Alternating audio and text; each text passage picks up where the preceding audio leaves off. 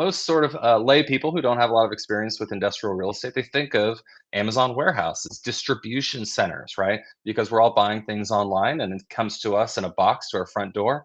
And it's a great story, right? We've seen that accelerate over the last 10, 15 years.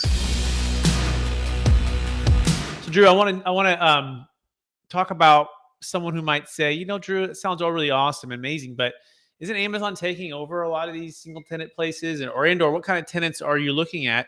Or even a better way to say it would be, what are you saying no to, right? When someone is approaching or you're looking at deals and you're like, I have a CVS, our house in Roseville, at hard corner next to one of the top malls in all of Northern California, the biggest ones. And it was there for years, and now it's just dark. It's been sitting dark. I think it's become a Halloween, like costume thing during October, right around there. It's just sitting dark. And we used to go there quite a bit. We thought it was pretty busy, right? So what are the ones where you'd say, if you're seeing this, I'm concerned that it may not be here in 5 years, because of Amazon. Therefore, I don't want to touch it. Or help me with any misconceptions that I might have on some of these single tenant assets that are maybe in trouble.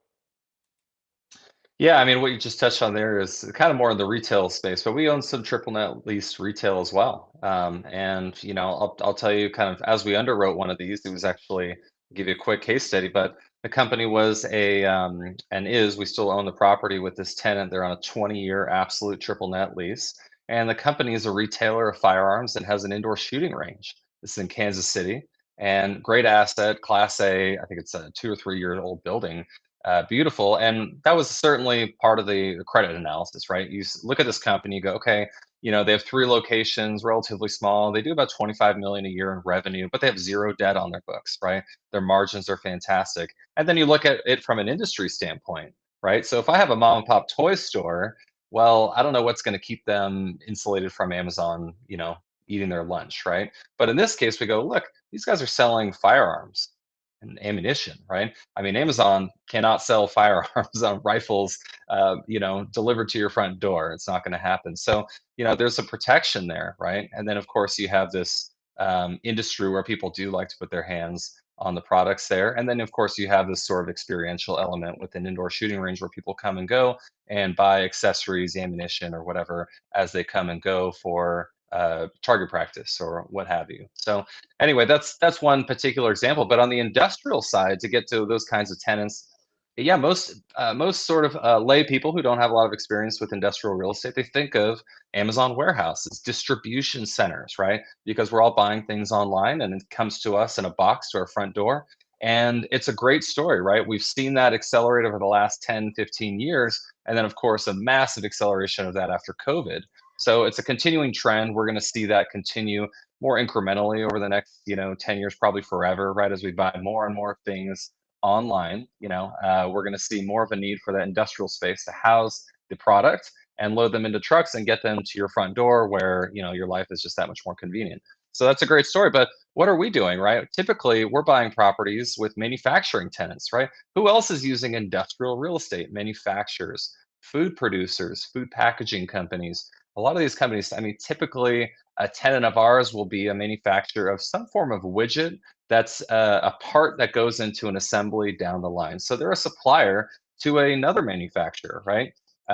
Some examples of our tenants in the industries, we have a manufacturer of, gears and sprockets. We have another one that manufactures polypropylene foam packing material as well as, insulation for, some other purposes, thermal insulation, noise insulation, all kinds of products. And I can go on and on. I mean, it gets really technical sometimes, and it's interesting to see what these manufacturers are doing. They're quietly producing hundreds of millions in revenue, but really serving other industries. This is B2B sales, right? Most consumers don't have any exposure to a product.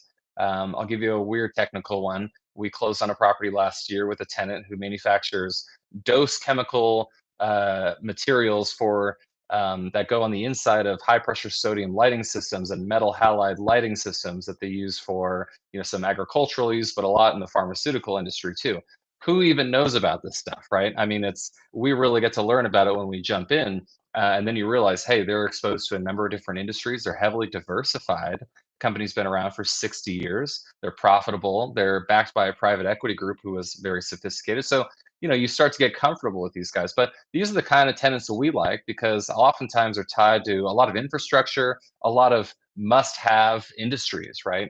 Things that just don't go away overnight because people's 401k fell down by 25%, right? A lot of these things continue to churn regardless of the state of the economy, which we really enjoy.